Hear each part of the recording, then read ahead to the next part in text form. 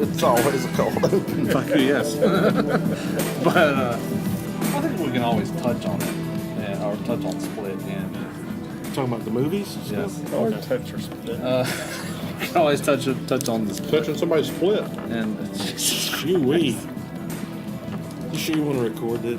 let's give a disclaimer. Let's at the just beginning do a of the episode. podcast without recording it. Warning, listeners, this podcast may issue some triggers for your PTSD and whatever. I'm Sorry. working on my autograph picture for tomorrow. Welcome, Earthlings, to the latest episode of the Wreak Havoc Film Buffs podcast. I'm your host, Dan Sellers, along with my unbreakable co-host, Mr. Sammie Castle. We are recording live from MystiCon 2019 in Roanoke, Virginia, with our two good producing pals. Let's introduce yourselves. Who are you? Jeff Cochran. I'm Jeff Cochran, too. I'm Chad Hunt. Smart ass. $30. Chad Hunt. $30 for an autograph. $30. $30. Chad Hunt here. $30. Chad Hunt. I made the MystiCon page. Ah, I saw that. wow, that's hard to do. It looks like John Johnson made the Well, yeah, I MystiCon was just page on the and they side. couldn't prop you out of it. Fight me! He made it properly, yeah. Y'all were the only two on that panel. John got a whole 4-hour block over here. So we are in the hallways here at the Holiday Inn Tanglewood at sitting outside the indie film room. Squatting action. Squatting. Yeah, we stole a table. I'm gonna We quiet tried my to steal voice. a room and somebody had stole ours. Quiet down the film room. The doors open and they're watching movies. Okay, and now it's shut. Okay, let's continue on with the podcast. We're going to be talking about the 2000 film Unbreakable. I usually like to say what type of genre this is. This is kind of a tough one to put into a box because it's a drama and it's kind of an action movie too. But it's not really one thing, and it's not really a comic book movie. But it's close I to was it. say it starts off being one thing and ends up being Yeah, something else. you can't put this It's a movie in a Twilight box. Zone with superheroes. Okay, I'll buy give you that. Yeah. And it's got the So what was Twilight Zone? Sci-fi? I know what we'll call it, an M. Night Shyamalan film, because it's a genre of its own at this point, especially the early movies. So Who will be now referred to from here on out as Ramalama Ding Dong. Shyamalan Ding Dong. All right, let's just call him I'm Night. just trying to make this fun for myself, okay? All right. Fuck everybody else and our listeners. It's all Mom about. always said if you laugh, the world laughs with you. Listen to Forrest mama- Gump over here. My mama. My mom always told me. They should give you a box of candy to go share with everybody. What's the turd in the gold wrapper? Y'all assholes. Like you're just learning this My now. mom always told me, "Assholes is as asshole does." There are 35 pages. As far as Gump. 30 what? He don't say nothing about assholes, does he? You did, though. Jesus. There are 35 pages and 124 illustrations in the average comic book. This is how Unbreakable opens. A single issue ranges in price from $1 to over 140,000. Not these days. 172,000 comics are sold in the U.S. every day, over 62,780,000 each year. The average comic collector owns 3,312 comics and will spend approximately 1 year of his or her life reading them. Yeah, these are like 1990. Where the hell does he get these figures? I don't know. 'Cause I don't They're know. I terrible. mean, It's kind of like Coyote Ugly, where they call Spider-Man 129 the holy grail of comic books. People who do these movies should know comics better. I've done a lot of thinking since we talked this morning, like I said. well, okay, I think it's also important to keep in context this movie's nearly 20 years old, too, and maybe those Yeah. were numbers 20 years ago, but I don't know about now. And this was not a comic book movie. And it was- patterned it's not after based a comic off a book comic book style, movie. but there was not a comic book before the movie. And there's, If you could ever call a comic book film not based on a comic book, this would be it. Yeah. But there's no source material and for this. 99 was right after the boom, so I mean we were on the downside. So that I mean, the sales numbers Yeah. may be correct, The $140,000 was not correct because Action 1 was already selling for a lot more than that. This was a pretty pivotal movie for M. Night Shyamalan. This is his follow-up to The Sixth Sense, which was a tremendous hit. Good Lord, that movie made a lot of money. Nominated him for an Oscar, and at that point, I think they just said, "Do whatever you want." Yeah. And he's like, Well, that's "I it got there. this weird comic book movie in mind. What's it based off of? Nothing." And after a couple more movies, they went, "Don't do whatever you want." Yeah. Start doing these other things. Yeah. But I tell you what, he's had a lot of bombs over the years, but he has consistently worked too. He's never Yeah. stopped working. And, On bombs. And After yeah. Earth. And, all of them, After though. Earth. Not all of them in bombs. He's like one of the most roller coaster careers of Yeah. any director out there. But the fun thing is, look at things like The Last Airbender. Money-wise, it did phenomenally worldwide. Did it really? Not in America, but worldwide, it made like a $500 million. Yeah. So he's always been, he's had his ups and downs. But, man, but this is MystiCon. Are you sure you're supposed to be here? Okay. Head is getting ready to go off on somebody. You damn right I was. He's a okay. bully. Yep. One thing this film does, I think he is this style of filmmaker, which I think even he has kind of, I won't say matured, because that's not the word I'm looking for, but he's kind of, he's evolved a little bit. He's one of those filmmakers that has no problem taking his damn time to tell a story, and especially to set up a scene. And especially this film, and Sixth Sense is the same way, but this film has these long tracking shots that go on for minutes at a time, which is really unheard of in Hollywood filmmaking. Except for Hitchcock. Someone's gonna Hitchcock keep did that it wrong. Okay, never mind. I thought someone's getting ready to get dragged out. It's gonna be awesome. Anyway, security just came into this room. Is I that thought they were security getting or is that a cosplay? security. Okay, in quotes. But so it opens up with Bruce Willis' character on this train that derails, and what we find out here in a few minutes is that he is not only the sole survivor of this train wreck, but he is totally unharmed, totally unscathed. Not even a scratch, bruise, broken, anything. That's a comic book word. Unscathed. Unscathed. Been hanging out with Bill Mulligan tonight. That'll do it to you. Friend of the show. Last year, Mr. Collins. Yeah, I had last year's MystiCon, as a matter of fact.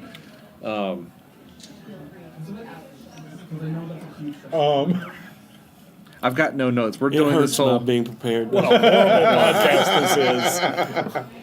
You guys are both returning guests to the show. How many times y'all been on our show? Like 4 or 5 times? Yeah. Something like that, yeah. Chad's basically the third Yeah, host. a little less for me, but yeah. There's usually a book of notes. Dan has I usually worked have feverishly a. over. Yeah, I do. While Sammy scrolls through his phone looking at IMDb. Well, Sammy's going through here and go, look, Sammy's boobies. texting people back and forth. I'm texting him night and saying, hey, let me tell you what this shit's doing. I'll tell you what these assholes are saying about your movie. Not tonight. Sammy's eating wings. And gnats. Yeah, Gnats. So, it's pretty. David Still Dunn. is very scary. David Dunn's that his name? That's his Yeah, character. David Dunn, That yeah. sounds right. There's a good timely reason for us to be talking about Unbreakable, and that's because of the movie Glass, which came out earlier this month. And, right? Well, you went to see it the other night. know. That's When are why you gonna you air the should fire do podcast? this, aren't you? No, I saw it back when it came out. It's been like a month yeah, but that now. was just like a couple weeks ago. That was longer than that. It's longer We've than been that. talking about doing this on the podcast Oh, yeah, since yeah, we you're all right. agreed to come to MystiCon, but no, I mean it makes sense to talk about Unbreakable now Yeah. because Glass is still in theaters and doing really well in theaters. It's doing a lot better than Unbreakable did or Split. Is it? Oh, yeah? Yeah, Really? Mm-hmm. Wow. I didn't know it was I'm doing that pretty good. sure. I know it's better than Unbreakable, and Unbreakable did good money. But there was a lot of people disappointed in Unbreakable because they were expecting another horror movie. Yeah, It's I not wasn't. I love this movie. Absolutely. but you're the target audience too. You know, you're comic book dudes. Well, going into it, I did not know that though. But, Going no, into it, I had my expectations of what it was. And it's not typical comic book either. As much as it's based on a comic book style, it kind of ends where a comic book would begin. yeah. Yeah. It's an origin story without really seeming like it's an origin. He finds out who his villain is, and the movie ends. Yeah. Whereas in a comic book, that's where you would start off, is that battle to capture the villain. It's a deconstruction of kind of what we know a superhero movie is. So have either of you guys seen Glass? No. Okay. I won't. I enjoyed it a lot. I've got some issues with the third act, but I'm not going to go into it on the show. Okay. Spoiler. But no spoiler. Just my personal opinion. I still like it. I'm gonna watch it and see if I continue to like it. But yeah, it's really cool to see a movie where the same actors portray the characters like 20 years later. Yeah. And it's almost like they haven't missed a beat, and they're still, Right. Okay. We're podcasting. That's It's okay. okay. Yeah, you can come join if you want to. Come say hi. Don't we all? Okay. I couldn't understand if we were being told to shut up or. Yeah, it wasn't No, sure. I would have got up if she told me and rushed her. Let me tell you We're something. checking out of this room. Damn it. Okay, but we've all seen Split though. Yes. Okay. Finally, I had until about a month ago. Okay, let me ask you, Until a week ago. what did you think at the twist? You knew the twist was coming, right? Yeah, they Yeah. gotten spoiled for me by then. I didn't. I had no idea. How was it when you saw it? Yeah, my jaw dropped. Yeah, My jaw same dropped here, to the floor. same here. Because I had no idea. It's completely out of the blue.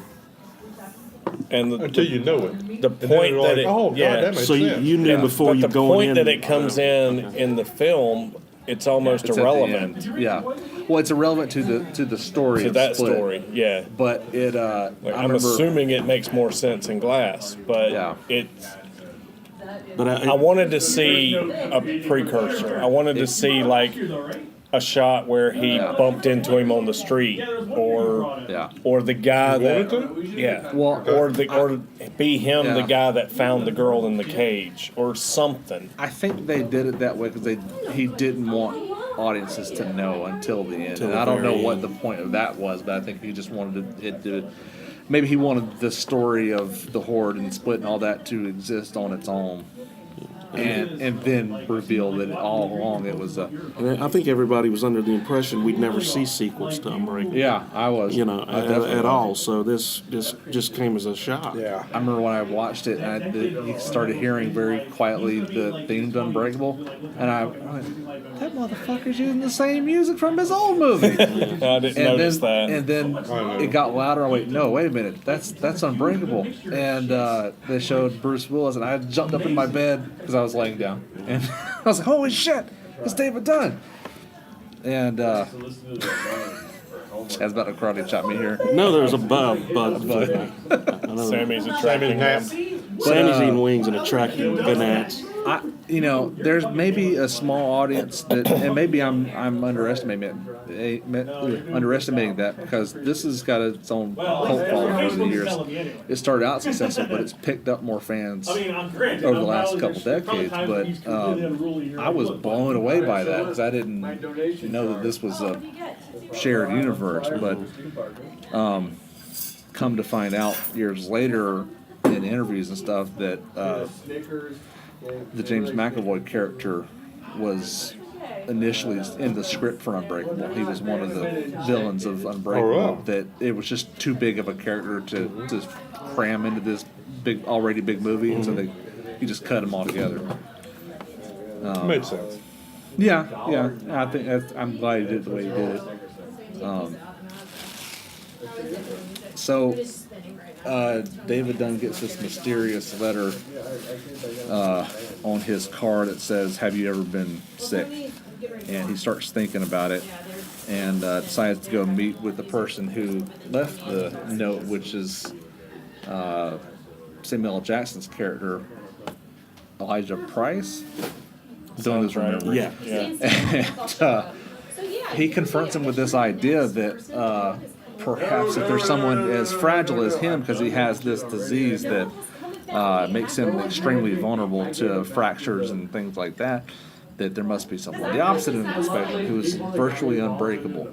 And so he starts testing this notion with him, and It's called osteogenesis imperfecta. osteogenesis imperfecta, of course. Really? I knew that, yeah. I was doing a little bit.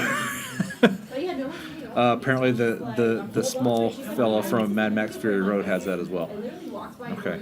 I just saw an article on a little girl that has that too here recently, like on a Facebook article or something they were talking So about. in the movie, he explains that there's like type 1 through 5, and he has like the small type, the lower type of this, and like, Type 1. It's called type 1. well, it's either 1 or 2 or something like that. It's bad, but it's not as bad as like a type 5 that's not going to last long. But when you watch this film with the benefit of hindsight, you kind of get this idea that he's a little crazy from the get go. Like you don't quite get it at the beginning. You think he's just a little eccentric, but Well, most of Knight's movies, late. you have to different watch them the rewatch. second time to really pick up on all the little things that are in it. Your rewatch of M. Night Shyamalan is going to be different from Yes, the initial watch. yes. Oh, without Pretty a much doubt. everything. Yeah, always. And this is obviously no exception. But so, anyways, 40 minutes into the film, he and Elijah and Dunn are at a football game where David Dunn is playing as a security guard, and he's kind of showing him how he gets a feeling for people. And he brushed by this guy and got a sense that he was packing a gun. Well, there's no way to tell he's got a gun. He's got this long coat on. And so here in just a few minutes, Samuel L. Jackson goes to follow this guy to verify whether or not he has a gun, and in doing so, has a bit of a tumble. A bit? A bit of a tumble.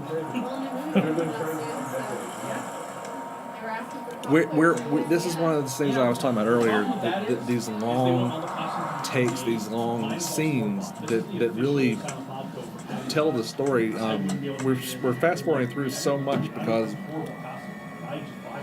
not much seems to happen in the scene because it just happens over the course of 10 minutes. That's a very Hitchcock shot there. Yeah. There's a lot of shots like that remind me of Hitchcock. And those little long camera shots you were talking about, Hitchcock. And imagine if you're you've got this, and how terrifying a set of steps will be. Yeah. Which But it he also is shows terrifying. how determined he is, that he's willing to put himself in this much risk, that he knows this could happen. Yep. And boy, It does. it's gonna. But it's worth it to him to get an answer to And this this is question. a very cringing Yeah. scene. It's like, oh god, it's just breaking everything. I don't recall ever talking too much about Samuel L. Jackson in past episodes, but he's a really interesting person just in general. He's been an actor for a long time, but he didn't really hit his stride until Pulp Fiction, and he was in his mid-40s. So there's hope for people like Sammie. And I am fast losing my mid-40s. but he was a heroin addict in his 30s, and it was only after he pretty much beat that he got cast as a crackhead in, I think it was Jungle Fever or Do the Right Thing? Coming to America, he was in that. Well, he with wasn't Robert coming to McDonald. America too as That's the first thing I saw. the robber, right? Yeah. He's a Goodfellas and a couple other movies. Not McDonald's. What was it? McDougal's? McDowell's. McDowell's. Sorry, remember Ronald. Chris Rock's in there. Can I get one rib? And then he comes in with his shotgun. Okay, so I'm going to anyways. get you, sucker. That's what that was. Oh, yeah, I remember that. That was the Chris Rock one. But starting in his mid-40s, he's had this amazing career with this really meteoric rise, and this trajectory of, and he's one of those actors. He's not very choosy about the films he does. Obviously, his Snakes on a plane. his IMDb list is crazy, but Snakes on a Plane, Cell. some movies he does are amazing. His performances are amazing. Some of them he just phones them in. He just, it's just, but 70 years old. God, he's Oh, yeah? really. I helped Yeah. him figure it out. Wow. 70 years old. Wow. Yeah. Is that like the guest? Well, he's winding up on a good note playing Nick Fury.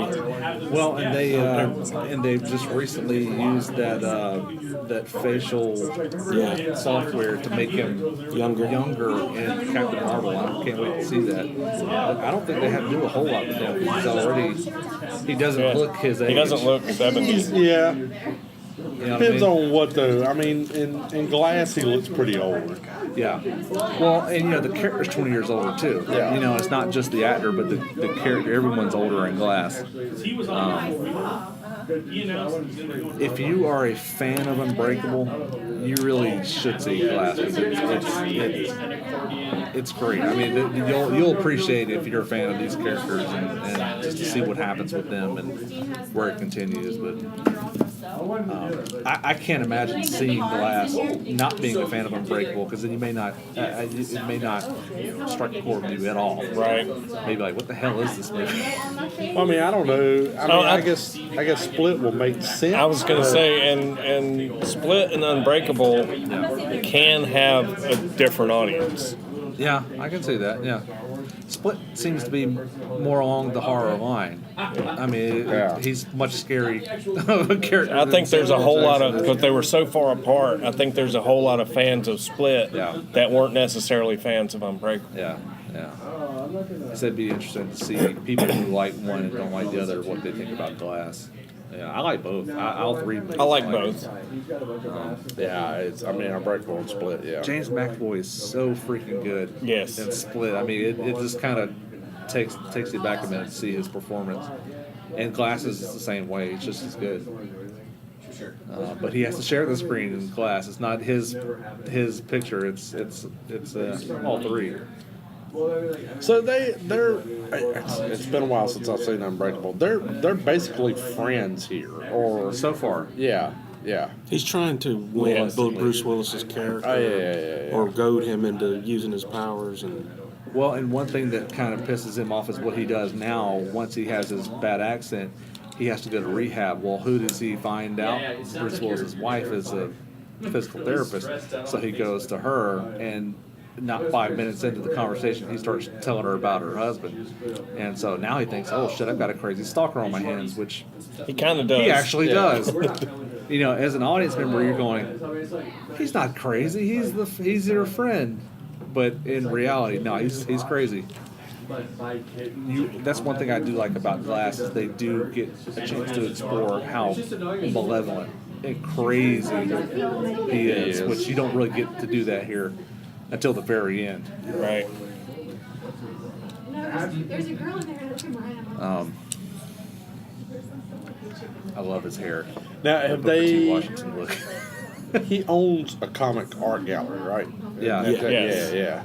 So Yeah. he's such Not a comic fan. store. Yeah, it's an art gallery. An art gallery. They make very specific. Yes. And it's original art. Is that? it's And he original even- art, and I He think even it's declined selling a piece to somebody because they're going to get it for a child, Yeah. and he won't even make money off of it because he won't sell it to him. art by Alex Ross, I believe, famous Marvel Comics Yes, I think you're right. Yeah. And his art, and there was another movie recently that they used his art in as a plot device, I guess. I have to think about that.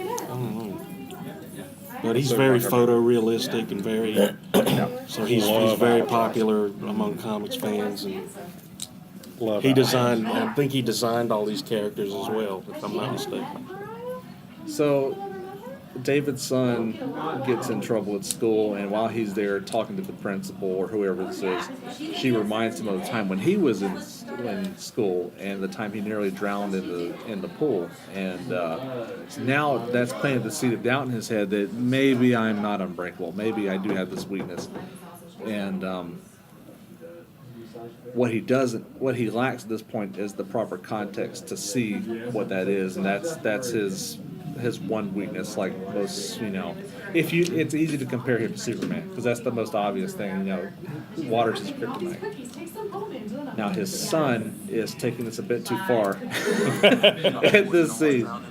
His son is willing to bet his life on this theory. He's got a gun pointed at him now. You know your father was injured in college. You know that. You know all about that. Don't We haven't do mentioned it. Robin Wright He'll Penn die, here yet, but Joseph. she's phenomenal. Joseph, actress. listen She's great to in what this your mother- movie. Can we just do another movie with her in it? Or did I just watch a movie with her? Maddie, I watched Forrest Gump all the time. What's the Salem native? I'm going to go to New York. What's the Salem native? Is she really? Yeah. You're right. I knew that. If you How about pull this that trigger, aggravating child that right bullet here is with just the going to gun? bounce off He's me, and I'm not not going to be hurt. But then I'm going to go upstairs. He's For got some a reason, very- watching and I'm this going to just leave aggravated for New me to York. death. The scene? Yeah, and Because I it's a thought we good were just scene. starting I, to be this to your friends for dad?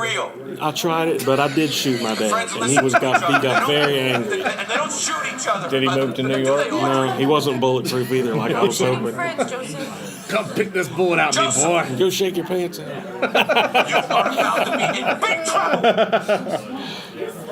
Now, I am your father, and I am telling you to put that goddamn gun down right now. Yeah, that's him. We don't shoot each One. other. 2. And he goes off accidentally and kills him. He's like, That's what I was waiting for. you're not going to let me shoot you, Dad? What kind of father are you? And I'm gonna make a bold statement and say that I think Bruce Willis is a very underrated actor. Oh, yeah. He's I not think an he's underrated. underrated. He's not an underrated star. He's been a lead in a lot of movies, but as an actor, he's got chops. He can really he has a range of characters he can really do, Yeah, and he I does agree. really well in a drama. I Yes. agree. It's just that sometimes, like you were saying about Samuel Jackson, he'll take roles that Same way. where he's just phoning it in. Well, Bruce Willis famously in the last decade or so has this policy, or not policy, but it's just his, he will accept any role he gets offered if they will pay him $1 million a day. Any role. Doesn't care what it is, but you have to pay him $1 million a day. So he took Death Wish. You'll see him, well, Death Wish is probably one of his better movies he's done. Yeah. I heard it was good. But he's done, if you look at his IMDb, he's the supporting actor in like dozens of straight-to-video movies because they can get him for a day and put his face on the cover. So, As Jason Buterin signed some guy's stomach. yeah, we're watching Jason Buterin, friend of the show, sign the guy's belly with a Sharpie. Or, no, that's just a pen. Just a pen? Is that going to turn into a tattoo? Oh my God, let me take a picture of this. Jesus Christ. Damn it. Focus. Jesus Christ. Hi, Mom. Where's that dress now? That's even better than me sleeping. I mean, did We'll you see. draw penises or 666s on your face when you were sleeping? No, that's tonight. He's like the satanic Jigglypuff. Oh, yeah. It's still warm. That's This is one podcast that might need some I editing. know, right?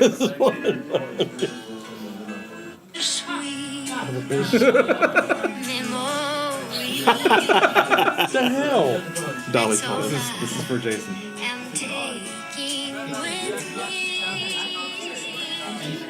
I think he's listening. Yeah. No. Please don't cry.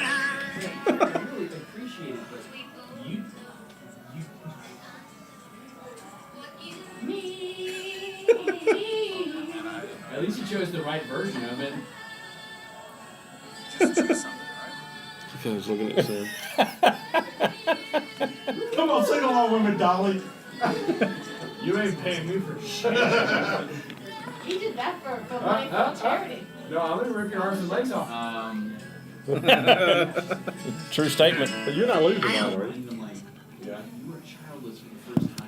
Y'all continue. Oh, Jesus. Okay, side tangent over, back to Unbreakable. Finally got out of here. Sorry. All right, now we can actually talk, guys. Now someone's got the fuck off this podcast.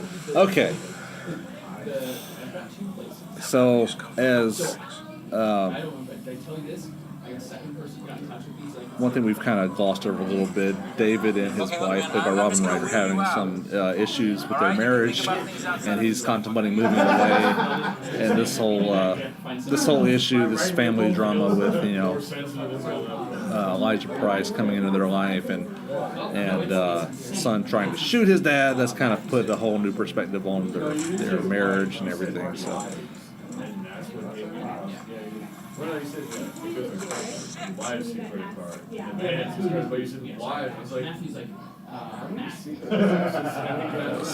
a little bit.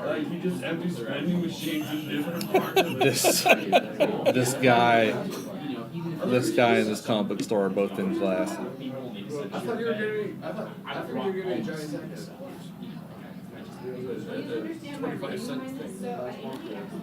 So a couple times in the film, you see Samuel L. Jackson's character holding a comic book, and usually when it literally just fell into his lap in this last scene, it's upside down or it's somehow askew, and that's a good visual representation of who he is as a character. You know, his whole view on the world and his place in it is very upside down. It's very askew, to say the least.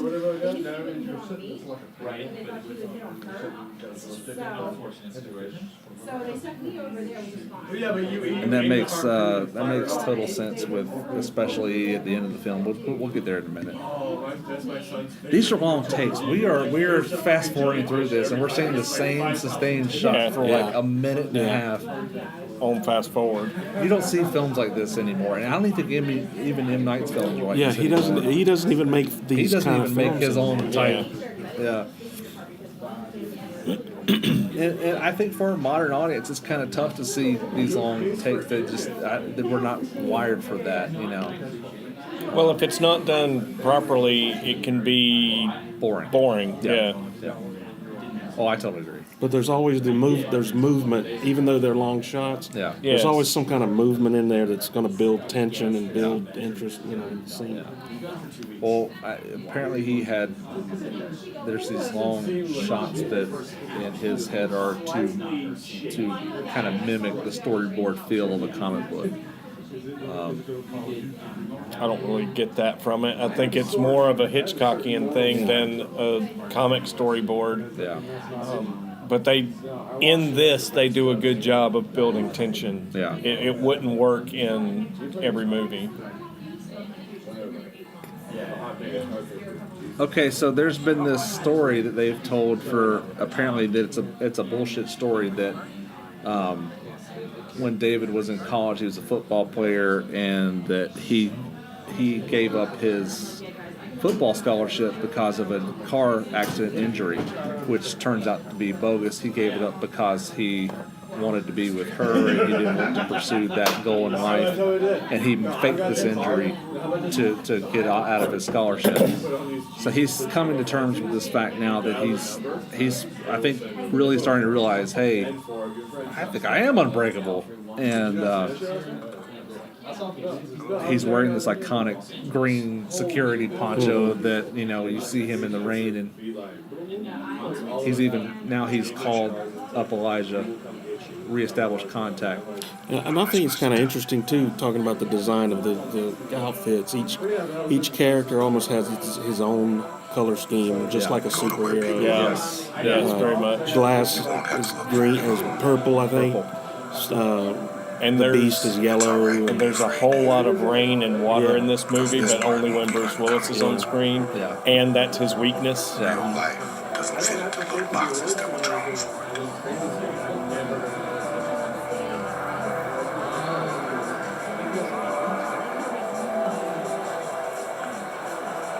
All right, so now he, at the recommendation of Elijah, he has gone to a very public place He's just going to allow himself to be in this place and see what he can see. This is one of my favorite scenes of this movie. It has it's almost like a dream. The way they do the quality. reveals. Yeah. It's kind of reminiscent of the Dead Zone. Yeah. You know, he touches Yeah. somebody and you Yeah. can see what's going to happen or what they've done. And he starts seeing all these Even evil bitch. things these people are doing. He doesn't see all the good they've done. Only that one bad thing they've done. The judgmental asshole. Well, he doesn't really go after the ones that are stealing jewelry or doing little things like that. Which is probably why they cut the split guy out of this, because Yeah. he would have He had would to have have Too gone after much, him. yeah. Well, you know, it's this is kind of relatable because how many times have people said to themselves, "I wonder if I've ever walked past a murderer." Yeah. And yes, you have.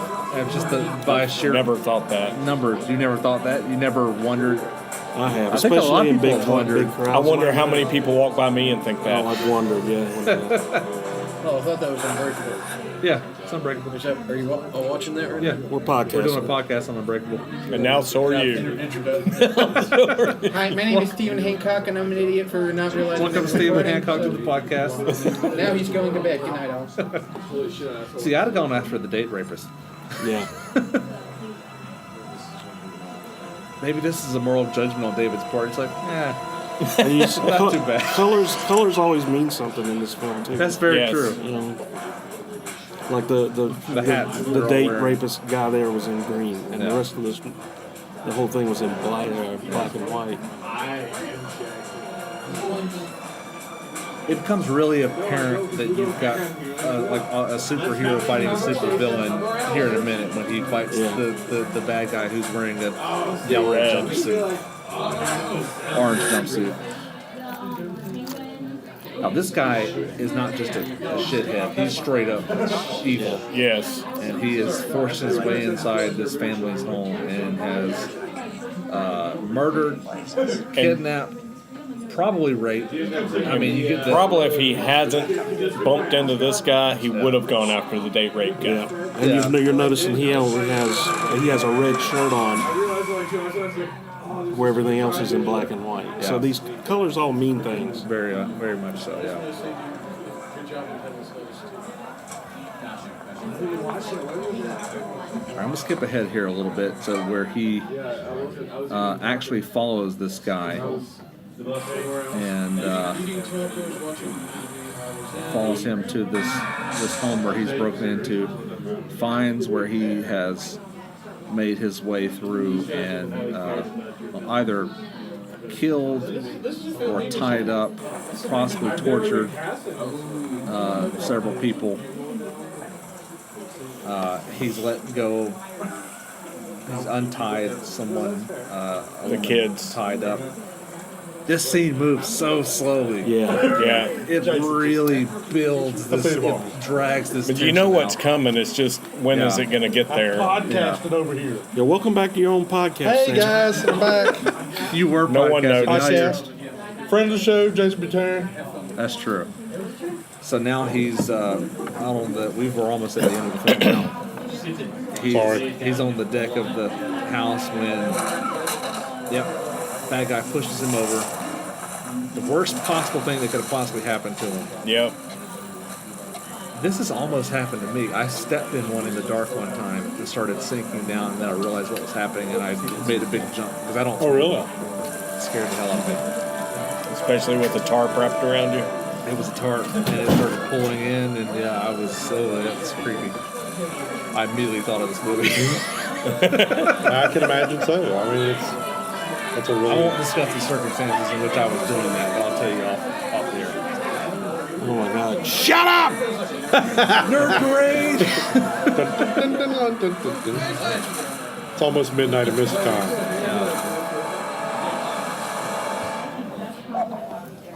And it's even worse, he's wearing a tarp too. Jason, welcome back Yeah. to the show. Unbreakable and Split is what we're discussing. So far, just Hey Jason! Welcome back to the podcast. Maybe one of the greatest episodes ever. Sleepaway I Camp. got to talk to. Yeah, you also got to talk to Kermit the Frog. Yeah. That was cool. Yeah. Yeah, hoo-ah. Hoo-ah. Just still a running joke. He gets used a lot. In It Sammy's does. case, yeah. Yes, it does. I am a running joke. Or a walking slowly joke. Something like that. Something like Hillbilly swagger. What you got in your mug there? Jesus? Hair Jesus? Jungle juice? All right, so one of the family members that David saved has now saved him by pulling him out of this pool, and yeah. One thing we've been talking about as this episode has gone on, these are such slow scenes and long takes. Mm-hmm. Like he really takes his time with this film, which is just it's rare. He does that a lot, David.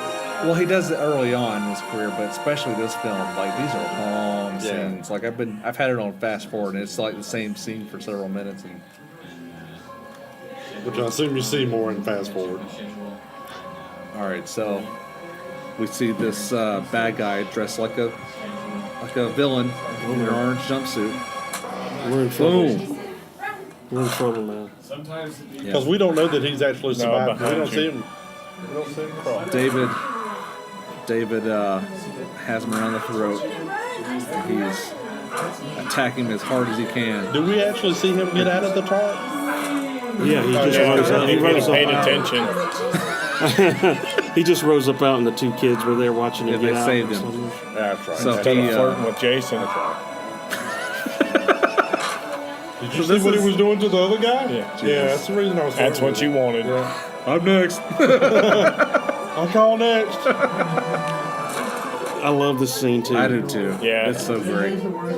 This score does a lot for this scene. This guy's like 3 times Bruce Willis's size, Yeah. but he still can't break that. And he's slinging him all over Yeah, the room. and just causing all kinds of damage and just can't shake him off. Can't break him. Why? He's unbreakable. unbreakable. Ah. Sammy, I'll give you $20 if you throw a dime over and have Tom bend over and pick it up. Or pen. But he's got to bend over Hey, and pick not it my up. good pen. Well, he might Use want one of to your do it. Sammie Hey, can pencils. you get that for me? Tom, can you get that for me?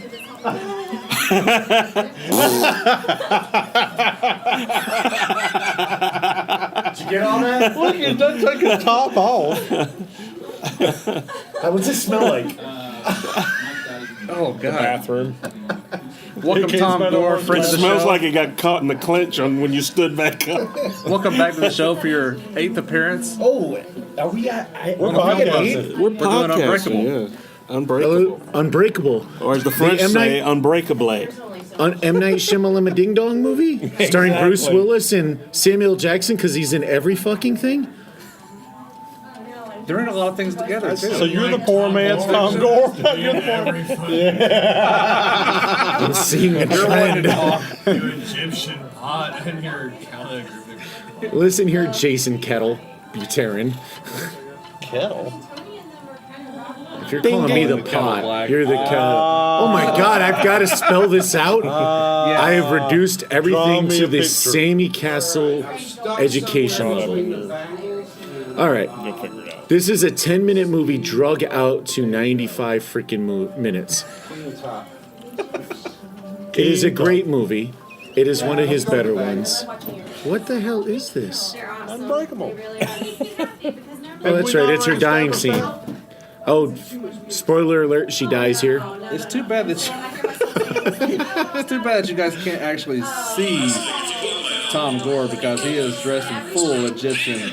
I thought it was a Steve Cut Martin here. outfit. This is his intro song.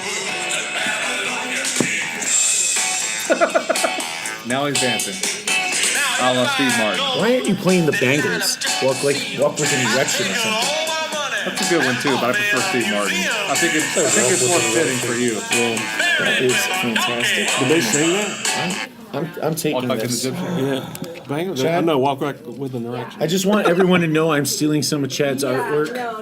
It's $50. inspirational. Dude, I'm sorry. It's inspirational. Wait, Did he sign it? Constipation. He signed it. That's $90 then. No, it's stolen. I'm taking $30. it. I ain't paying shit. I'll buy him a beer later. Chad Hunt here. $30. Chad Hunt here. Chad Hunt. $30. $30. Autograph. You'd be yours all night. One night only.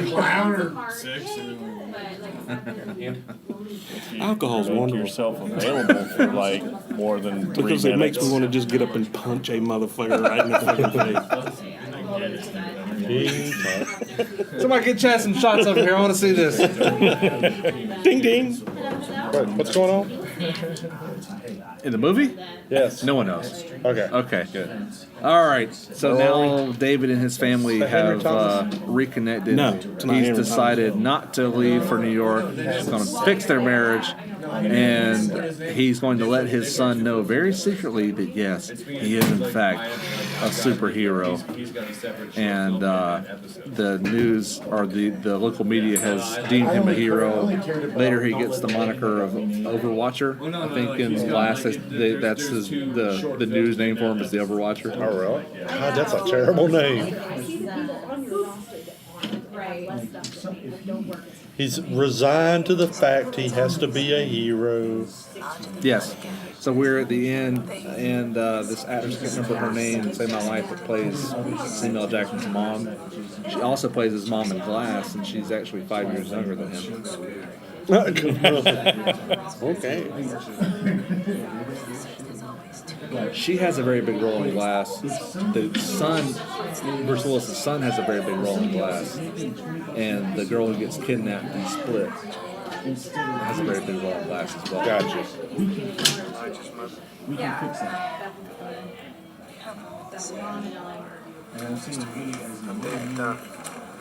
Hey, I'm David. He's teaching me how to be a superhero. So you're becoming friends. We are. Looks like he's doing good. Nothing will ever ruin that. I'm very proud of him. Those are not original pages. No, well, some of them are supposed to be covers, but I think they were created just for the movie. because of the color scheme. Because that's a Thor. Because even like that's at the not- beginning, almost all of those pictures in that first scene where he turns the guy down, they're all silver. It is really cool to walk through an art gallery, though, and see comic book art done like that, where it's in like the glass panels and you kind of walk around them. I've never seen that. That's pretty cool. That sounds cool. Shelton had a whole collection up here in Virginia somewhere at an art gallery. That it was all kind of done like that. Yeah. And, nice frames, and it's really good. Okay, so we're finally getting a scene with Samuel Jackson's character, Elijah Price, in his personal office, which you don't really get a sense of it now until the very end. But you can tell from the surroundings he's up to some really malevolent shit. And the first time they give you a real good hint of that is when he talks to him on the phone and says, "Hey, what should I do now? I think I am a superhero." The camera, he's sitting in his chair at the top of the ramp. The camera slowly pulls back, and it's really weird Hitchcockian type shot. And it stops in his office, and it makes you wonder what the hell this shot is heading toward. This is what it's heading toward. Because once he's there, finally, he shakes his hand, which he's never done before. Well, and I think it's very purposeful. He's like, he's not going to shake his hand until he decides that he is the Unbreakable. At this point, you still think they're buddies, that he's going to help him. Yes. Yeah. Until that very moment. moment. They shake hands And he for the feels first it. time at the very end. And See his size, the purple on, and everybody else is black and white. Oh, he does colors a lot. I mean, he did it in Sixth Sense. He did it in Signs. He uses colors. Anything that meant something in the Sixth Sense, I think, was red, right? Yeah.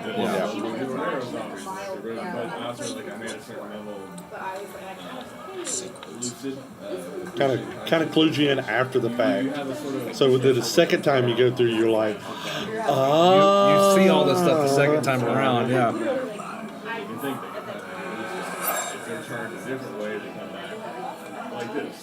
So you have all this. allowed in there.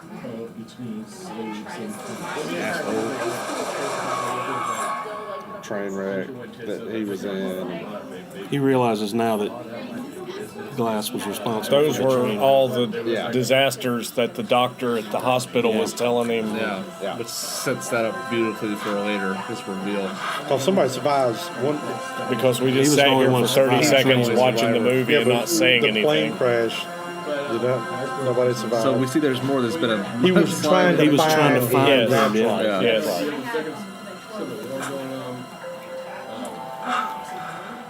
It's like he's designing bombs. Yeah, there's a lot of he's- other stuff, like in Mexico and stuff. Yeah. There's It's what he. Do not know your place in this world. Yeah. This is the whole point behind this. Do not know why you're here. That's. It's just an awful feeling. Peter. I almost gave up hope. don't you hate There podcasts were so- that people just watch the movie and don't say anything? Yeah, that Well, seems to be I a started to explain running what he's thing saying, on but he's saying it so much better than I can. The whole point of this is so he can find him, and in finding him, he'll know who he is and where he fits into this world. And that's the whole point of doing this. And the camera pulls away from both, and it really shows this separation now of the two characters. Now that we know who you are, I know who I am.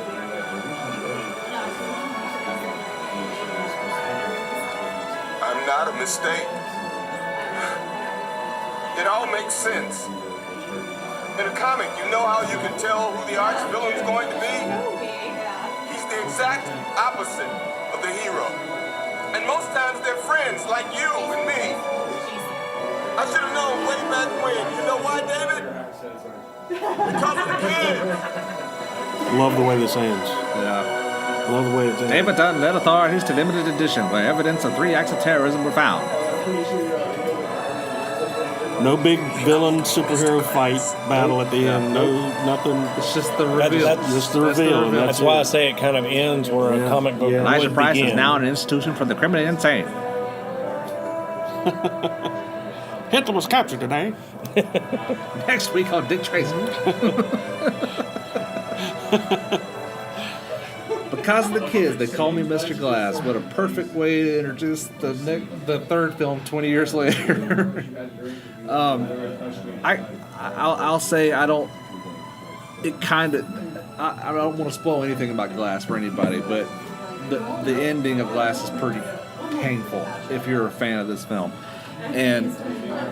But I admire M. Night Shyamalan for what he did, especially the way he made Glass. He put a lot of his own money into it. He mortgaged his house. Yeah. And the budget for Glass, if I'm not mistaken, is like $20 million. It's very low budget for a film that this is a guy who's made $200 million movies. And this is a very low budget. Maybe Yeah, it's but if 40 you look, a million. lot of his movies are very low budget. Well, now that doesn't make This one- Somebody screwed up somewhere down the line if he's got to mortgage his house now after all these movies So to well, the budget deal is $20 million. he wanted to make the movie he wanted to I Yeah. And Still, in I mean, order to make his film, he put up his own damn money for it. yeah, but still, I mean, he made. Oh, he's he making had to money make- back. He made that. Had to make a whole slew of freaking money off the rest of them. Yeah, $20 million budget. Unbreakable had a $75 million budget 20 years ago. I think there's something to be said sometimes when filmmakers are limited in a budget, they can do better things. You know, I hate, They're allowed to do things how they Yes. want them. Less studio. Filmmakers are limited with the budget. as someone who's begging for money right now to make a movie, this is a weird concept for us to think about. But when you think about someone who works on studio films, this is a Blumhouse movie, Glass. And it feels like a small It doesn't like a Blumhouse. It doesn't Blumhouse feel. is low budget. It doesn't feel small though. I mean, it feels big, but it's crazy to look at this $20 million movie. So I give him some props for that. It's done really well at the box office, and it's got some amazing performances. McAvoy is a gem within himself. If you get a dedicated Willis and Jackson, and then McAvoy and Sarah Paulson's in it. There's 3 other actors I talked about earlier in it too. Yeah. Very good. It's going to be act. Oh yeah.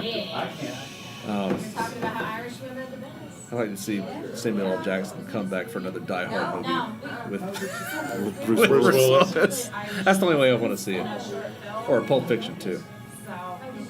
Okay. I don't know about that. I'm just kidding. Has Tarantino ever done a sequel? No. The Gimp scene upsets him. That's why he doesn't like it. A little too close to home. Yeah. Zipper got stuck on his tongue once. I just want to see more Bruce Willis and Samuel L. Jackson. They're good combination on the screen. That's true. Yeah. They have good chemistry. Very much so.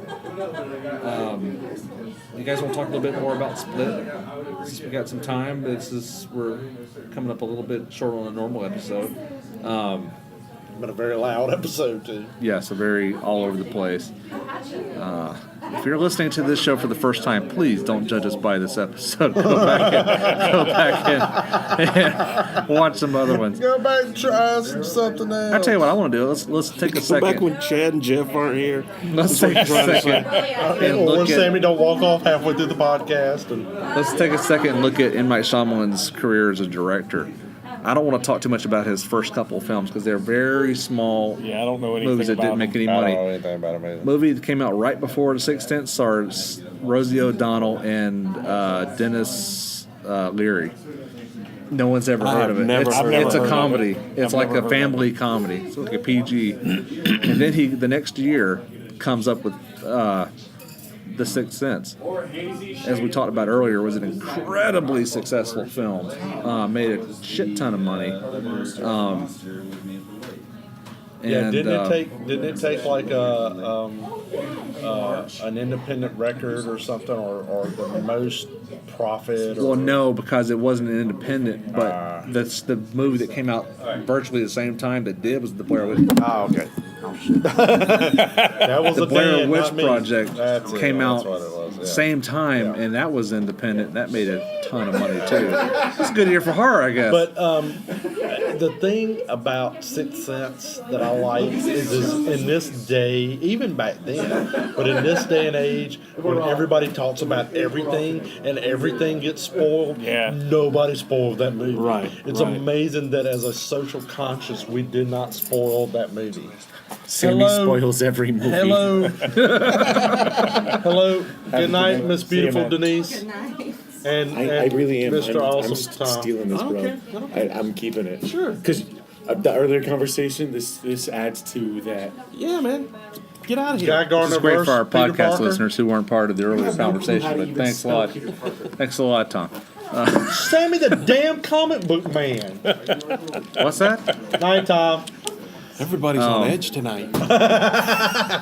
Okay, so Sixth Sense 99, Unbreakable 2000. 2002, he comes back with Signs, which we think we brushed on in our sci-fi episode. You're a big fan of that movie, right, Sammy? I like Science. Yeah. The ending is a little hokey. The twist ending is a little, twist ending is it's a a bit little much, forced and a little hokey. Well, but generally, I like that movie. Yeah. That's a well acted movie. I hated the fact that you started to look for the twist in his Yeah. movies. He became known for the twist more Because than then if that's what you're known for, it And kind of he ruins keeps the rest that of the going movie. for the next several movies yeah, as well. yeah. and I like The Village better than a lot of people do. And I was going to say, probably the most divisive movie is The Village. Okay, we got I four hate people Lady here. What do you think of The I Village? like The Village. I hated You it. don't like The Village. You like The Village. I like The Village. Okay. Hold we're that the- thought, son. we're the I gotta go Village take a people. squeak. We're the Village people. Okay. YMCA. And I actually liked it. I liked it a lot. And the twist, I did see the twist coming, but I enjoyed it. I did. I thought it was cool. But I try not to look for stuff like that. I think a lot of people in the theater didn't see that coming, but that was a good movie on experience. Okay, 2006, The Lady in the Water. Hated it. Everybody see hated it. It had a twist ending too, but it was just as forced as Signs. That level. Some of the best acting. He also got really into his. He's always had a character in his movies. Yeah. Or most of the time. He's been a character. You mean? Yeah. Was he in Unbreakable? Mm-hmm. Okay. Yeah. But his character was small. Like Hitchcock popping up and stuff, or but in Lady in the Water, he became kind of a main character, and I think his work suffered for it. It's funny. A lot of his characters will have a few lines here and there, but not more than a Hitchcock. But the character will have a name. It's just a few lines. He plays a drug dealer in Unbreakable who gets stopped and frisked by. You mean Glass? No, Unbreakable. Unbreakable. Okay. He plays. He plays a. It's like a security tech guy at a apartment building in Split. Yeah. And you find out in Glass, it's the same character. He's turned his life around from Unbreakable to Split. It's really silly, and it seems kind of like retconning. But yeah, it's really weird. His to best find character out. was in Signs. That was a pretty. Not super well the guy acted. who hit but his wife. His character was very important and very. Yeah. It was very minimal, but done well. I agree. Then his career really starts going off the trails here with the Happening, or the movie, which I've heard a lot of people here recently with Netflix's Bird Box compare it to The Happening. I think that's a fair. I can see that. That's a fair criticism. I think Bird Box is gonna hold up better. Oh yeah. Yeah. It certainly doesn't have the reputation that Happening did. And then he started really branching off and doing other things that don't really have this twist ending and are not his original idea. He did a big screen adaptation of the anime show, Avatar. Yeah. And like I said, did really well. Not domestically, but foreign. Then he did After Earth with Will Smith and his kid, and that was a bomb. That was a major And you know flop. what? And if I'm not mistaken, I think maybe that did well too. Here, let's look at we're on IMDb. I could be wrong. One of them did really well, I remember, and I didn't I would think it figure it'd did. be Avatar. I think Avatar, The Last Airbender. Worldwide gross for After Earth, $243 million. Holy That's a hell. lot more than I would have thought. Yeah. Okay. So I mean, when you Now, has start anybody off, seen Devil, the one in between them? I hear he didn't direct that one, Oh, but okay. the one in the elevator. Oh, yeah. He produced that, maybe? Yeah, I think so. Yeah. When a lot of people will talk about how his career has really had these peaks and valleys, roller coaster, but Jesus Christ, when you start off so fucking high with The Sixth Sense, he got an Oscar nomination at a very young age, for his first big movie, and that movie got a lot of critical acclaim, big box office numbers. You can't help but go a little downhill, and some people would argue Unbreakable's a better film. Yeah. I'd certainly say it's a different film. It's kind of hard to compare it with The Sixth Sense. I like them both. Yeah. I mean, I don't know that I say one's better. And you have to wonder if he didn't like Metallica the whole thing, because like Sixth Sense was such a big hit and it had that twist at the end. Yeah. Do you think he started off his career going, I'm going to be the director that throws a twist on every movie that I gotta make? be the twist guy. Or was he trying to beat The Sixth Sense? Yeah. I think maybe the studios wanted that. I'm sure the Could be. studios Yeah. had They're like, an input on it. We Yeah. want the twist guy. Yeah, that What do you could got, be. twist man? Okay, and now Which in Unbreakable still works. It's Science where we start losing. I agree. Yeah. It seemed, like I said, forced, I'd say. Yeah. Okay, 2015, he had a little bit of a comeback with The Visit, at least in the horror community. I still haven't seen The Visit. I hated that movie. Did you hate it? I hated didn't it. care really. for I it. hated Okay. it, yeah. Wasn't it found footage or something along those Yeah, lines? I think it was, I wasn't it? think it Seems doesn't right. start off that way, but it ends up found footage or something. I just remember hating it. It was more like I've heard a lot of good things about it. So Well, everybody tried to say it was his big comeback film. It was a low budget, A very low budget. found footage, and it was just like a jump scare type movie. It wasn't really. see, I might like it then because I don't care about. I'm not a big anti-jump scare guy. So Well, I love it's Lights Out. it's okay. I mean, it's okay, but it's just you've seen it 100 times. You've Yeah. seen it, So it was hard to believe he would make something like He's that. better than that. Yeah. As a storyteller, yeah. And then nobody kind of knew that Split was coming, did they? He just kind of sprung it on by, hey, I've been working on this movie. Hey, guys. I got a new horror film named Yep. Split. Didn't Yep. say shit about Unbreakable. Just throws it in Yeah. there and Which notices. He Yeah. kind of worked his own twist into that. Yeah. into that, Yeah. It's a very meta kind of twist. Yeah, that it just came out of nowhere. And the interesting thing was he had to get permission from Disney, who owned Unbreakable, and Universal, who owned Split, to get the permission to make Glass. But he also had to get special permission from Disney just to throw David Dunn in Split. Oh, wow. Really? And the only reason I think, or one of the reasons why he's not featured more prominently, is because that was part of the agreement. Well, you can have him for one scene. Yeah.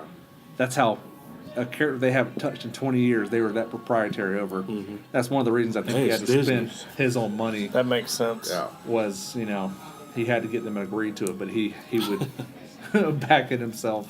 After 20 years in the Disney vaults, David Dunn returns in Split. Like Disney's going to do anything with Yeah, it. they weren't going to touch it. They were going to do shit with it. But I just, like I said, I commend him. That takes some balls to 2 decades later come back with a sequel to an older film. With And he your own probably money. did Split not knowing whether he could make Glass or not. Yeah. He could have. Yeah. He Yeah. could have went that Yeah. way. Yeah. And just said, Without here's- that little ending on yeah. the end, Here's a little ending. Let's see what happens. Yeah. And one thing I like a lot about his work is they're usually very performance driven, and that's certainly what you could say about Split. Yes. Oh, yeah. McAvoy makes that movie. Definitely. And, certainly carries it on with Glass. So, okay. Well, I think God, how he didn't get some acting consideration for something for that movie? Yeah, I was Whether going to it was ask whether he screen did or not skills because he did a great know. job. it's genre bias. Yeah. They don't care about. There was a lot of art talk and- about how amazing he was but nothing. Yeah. Nothing. Yeah. That was, to me, that was the best performance of the year of Yeah. anybody. I Yeah. mean, he really did something there that nobody, Oh, yeah. nobody else did. Yeah. Well, It was reminiscent of the Joker performance. Heath Ledger. Yeah. Yeah, Yeah. it was. Yeah, I'll give you that. Maybe McAvoy should have died, then he got an Oscar. All right, that's going to wrap up our episode on Unbreakable. On that note, On that note, yeah.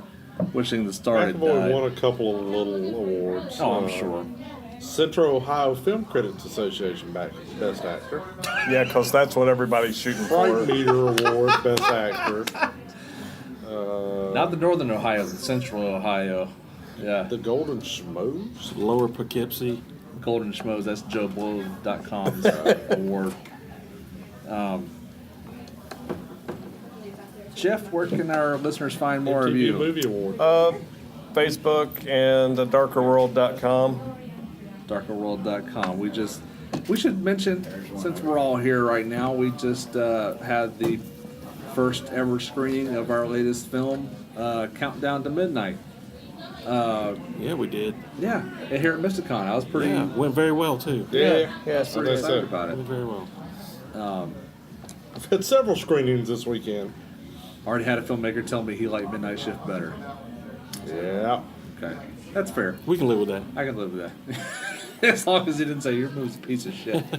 But I like that other movie that John Johnson made, but yours sucked.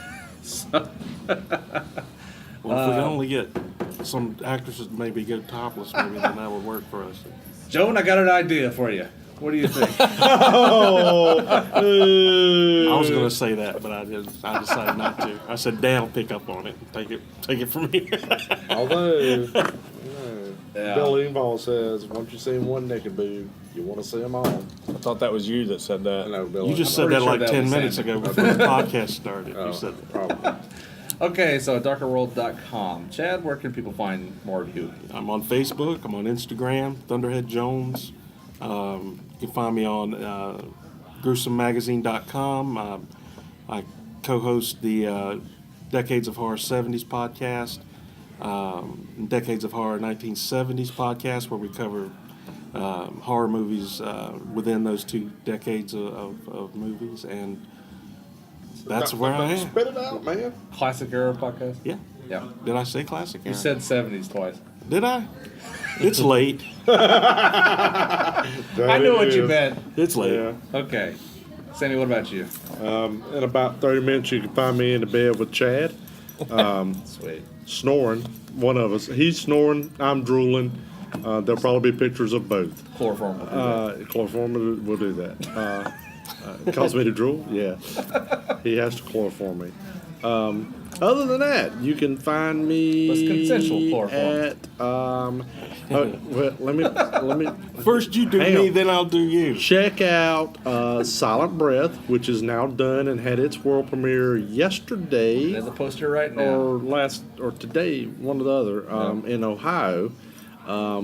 We just wrapped Winter Blood, our Friday the 13th Was fan it film. Central Ohio?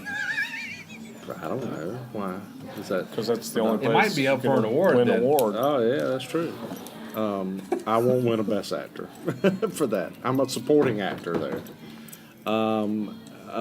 Check out Sammie the Comic Book Man on Facebook. Spit it out, son. Are we going to talk about? Do you want us to mention the 100th episode? Yes. Wait. Are the end is near, Mr. Mayor T-shirts are coming out, aren't they? Yeah, the end is No, I'm near. End is near. The Hobo makes a special guest appearance in Countdown to Midnight.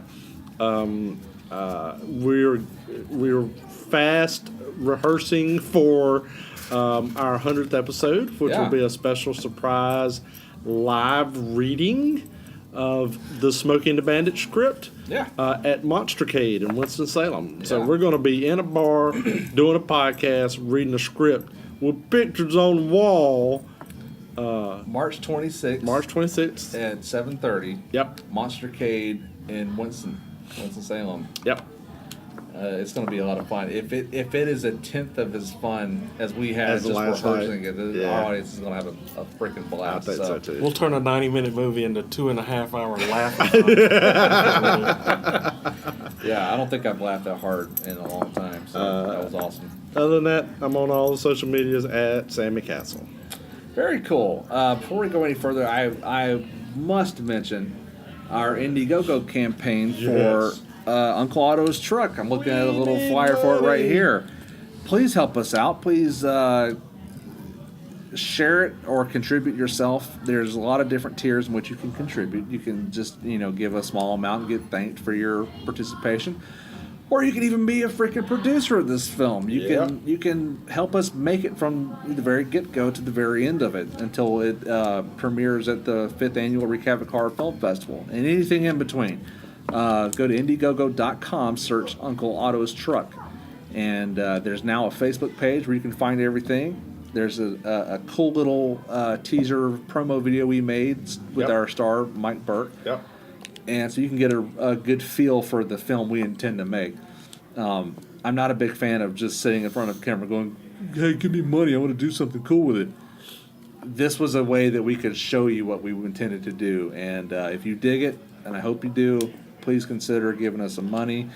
We very much appreciate it. Watch Uncle Otto become a little unhinged. Yes, as the film goes on, and it's and this could be seen by Stephen King, right? So you have your Absolutely. name on It's supposed something. to be seen by Stephen King. You have your I think name on that's one of- something that Stephen King might be looking at. and he'll see your name as well. Yeah. So, come be a part of that. Go to Indiegogo.com, search Uncle Otto's Truck.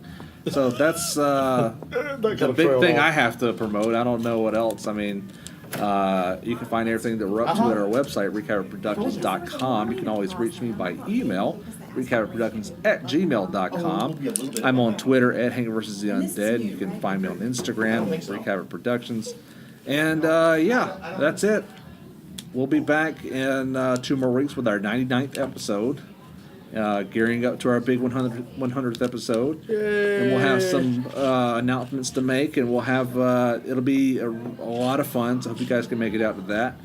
And yeah, thanks to MystiCon. Yes, For allowing us to weekend, take and over my this all weekend's week here. not done. Yeah, very much. I will be here all over the place tomorrow. Tip your waitress. Sam the Comic Book Man. We've had a Everywhere. blast. It's been a blast. Yes. It really has. Got As to much do a panel with Bill Mulligan yet again, which is always Friend fun. I get to do another one tomorrow that he won't control, which will be interesting. He'll control. No. Yeah. No PowerPoint for this one. He'll find a way. He hasn't even asked. Okay. Well, we'll see you guys soon. That I'm not prepared for. Until then.